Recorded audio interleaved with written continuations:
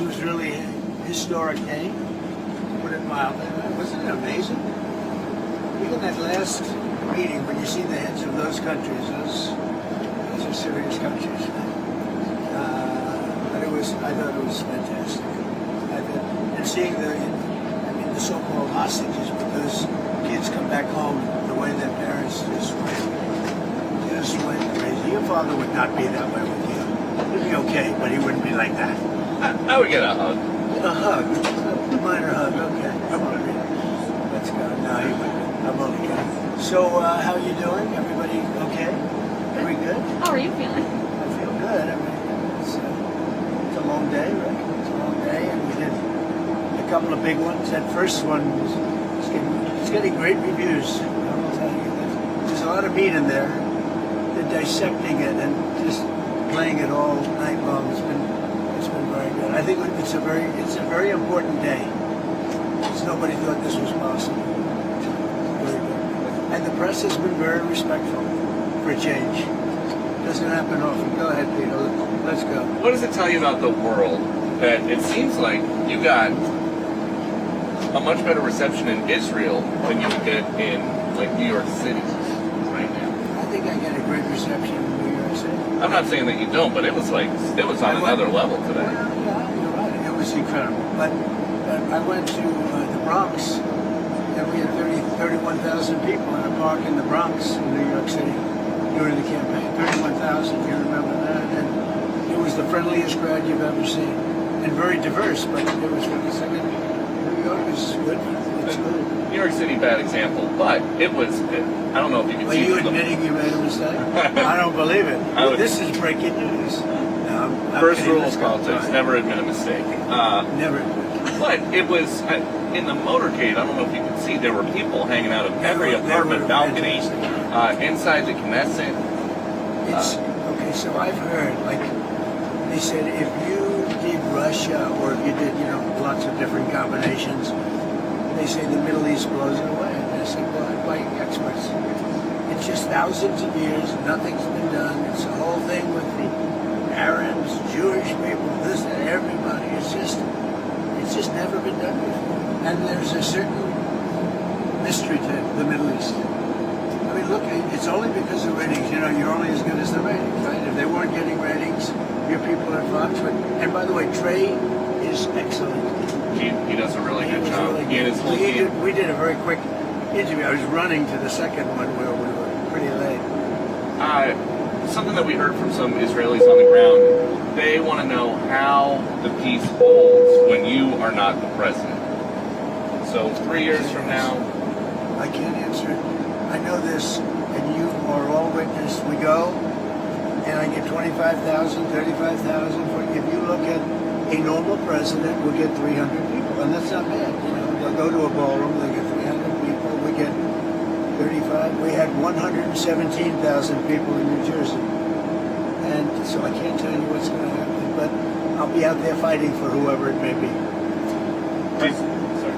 Did you tell Bibi beforehand that you were going to go off script and? No, I actually told him I didn't want to bring up the part, but it was just a perfect spot. It was good timing when you said, because he was getting a very good hand, and when they stopped, they said, "Why did you give this guy a part?" If he didn't get a good hand, they wouldn't have done that. But the timing was.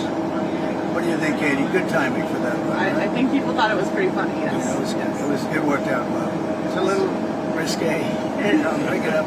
Yeah, a pretty sore subject in Israel, but the people were fantastic.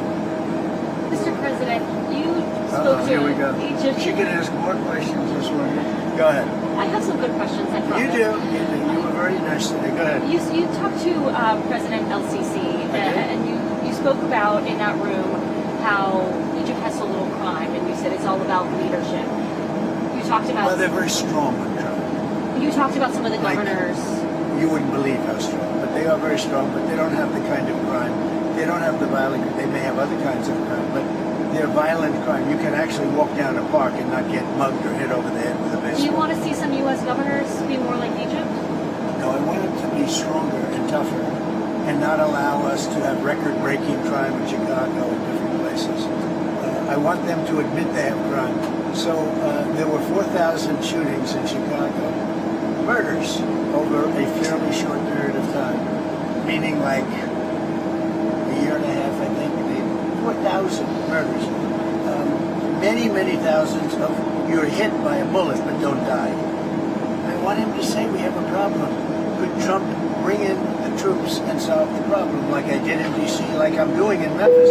Have you seen the crimes way down in Memphis, and we've only been there 7 days? Way down. The courts have been standing in your way here. They have held been. up. Well, Are the you lower thinking about courts have. using the Insurrection Act? The lower, well, I could use it. If I wanted to, I could use it. Look, that's a very simple answer. I'm allowed to use the Insurrection Act. In fact, that was on Stephanopoulos today, his Slobodopolis show. They asked sloppy Chris Christie about the Insurrection Act. He said, well, if you're talking about the Insurrection Act, he's got the absolute right to use that. And he said a couple of things like that. He said 50% of the presidents that served in office have used the Insurrection Act. And the Insurrection Act, according to all of them, said it can't even be challenged. I don't have to go there yet because I'm winning on appeal. You know, you're right. We're losing with radical left judges, generally, radical left judges, and we're winning on appeal. So we'll see what happens. I'll be speaking to Governor J.B. Pritzker tomorrow. Do you have any messages or questions for him? Well, I think he should beg for help because he's running a bad operation. And he's letting people be killed in his city because he doesn't want in Chicago. And I love Chicago. Chicago can be a great city again, and very quickly. I would have Chicago cleaned out, the criminals removed, we would remove them. You know, in D.C. we took out 1,700 career criminals, hard-line criminals. That's why it's so good right now. D.C. setting records the other way. It's never been so safe. And the restaurants have never done better business. They're opening up new restaurants. They were closing restaurants, now they're opening new restaurants. I can do the same thing on a larger scale in Chicago. And Pritzker should ask me to do it. But when you mention insurrection, I mean, you were the one that mentioned, one of you mentioned insurrection. I could do that. And many presidents have. Do you have an update on 50%, Katie, 50% of the presidents have used the insurrection because they don't want to go through this stuff where somebody said there's no crime and 4,000 people got shot. You know, right? Maybe you'll have to use You it. don't have to convince because she tends to be on the conservative side. Do you have an update on the Schumer shutdown and Democrats still continuing to Well, it is a refuse Schumer to vote for the shutdown. I mean, continuing it's, resolution? look, they want to have health care for illegals that have come in. Many of these people are criminals, and they want to have health care. And what it also does is, you know, we have nobody coming in now. We have it really locked down. If they start winning cases like this, we're going to have a rush on our border because they're going to come up for health care and the other things that they give away. Look at Newsom. Education, health care, he gives everything away. People come up for that.